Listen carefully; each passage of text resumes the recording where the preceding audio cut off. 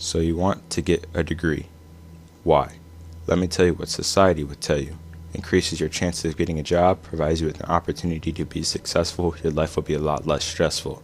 Education is the key. Now let me tell you what your parents would tell you. Make me proud. Increases your chances of getting a job, provides you with an opportunity to be successful, your life will be a lot less stressful. Education is the key.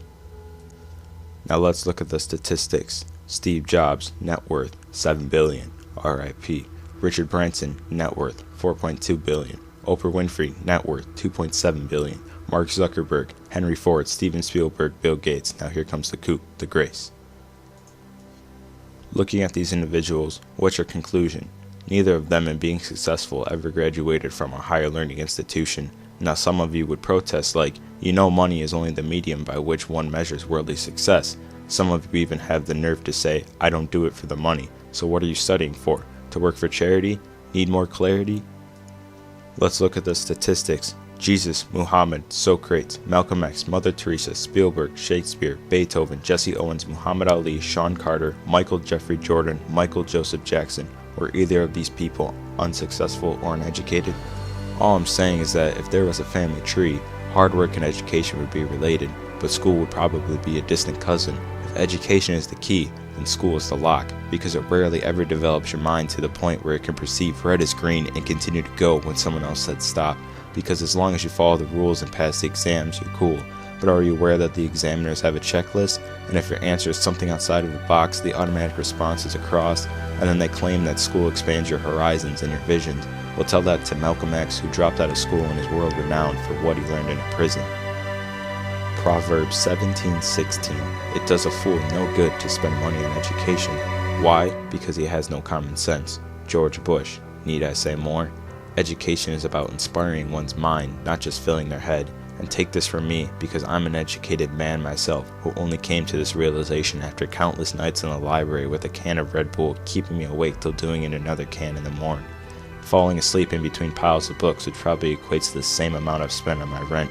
Memorizing equations, facts, and dates, right down to the letter, half of which I never remember, and half of which I forget straight after the exam and before the next semester.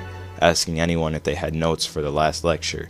I often find myself running to class just so I could find the spot in which I could rest my head and fall asleep without making a scene. Ironic, because that's the only time I've ever spent in the university of chasing my dreams. And then after nights with a dead mind, I'd find myself in the queue of half-awake student zombies waiting to hand in an assignment. Maybe that's why they call it a deadline. And then after 3 years of mental suppression and frustration, my proud mother didn't even turn up to my graduation. Now, I'm not saying that school is evil and there's nothing to gain. All I'm saying is understand your morals and reassess your aims, because if you want a job working for someone else, then help yourself. But then that would be a contradiction, because you wouldn't really be helping yourself, you'll be helping somebody else. There is a saying which says, if you don't build your dream, someone else will hire you to build theirs. Redefine how you view education. Understand its true meaning. Education is not just about regurgitating facts from a book on someone else's opinions on a subject to pass an exam. Look at it. Picasso was educated in creating art. Shakespeare was educated in the art of word that was written. Colonel Harlan Sanders was educated in the art of creating Kentucky Fried Chicken. I once saw David Beckham take a free kick. I watched as the side of his Adidas-sponsored shoe hit the playing level of the ball at an angle which caused it to travel towards the skies as though it was destined for the heavens.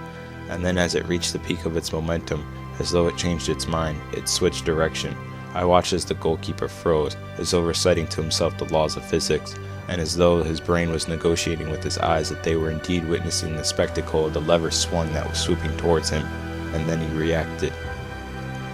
But only a fraction of a millisecond too late, and before the net of the goal embraced the FIFA-sponsored wall, as though it was the prodigal son returning home in the country that I live in, and erupted into cheers, I looked to the play and thought, man, looking at David Beckham is more than one way in this world to be an educated man.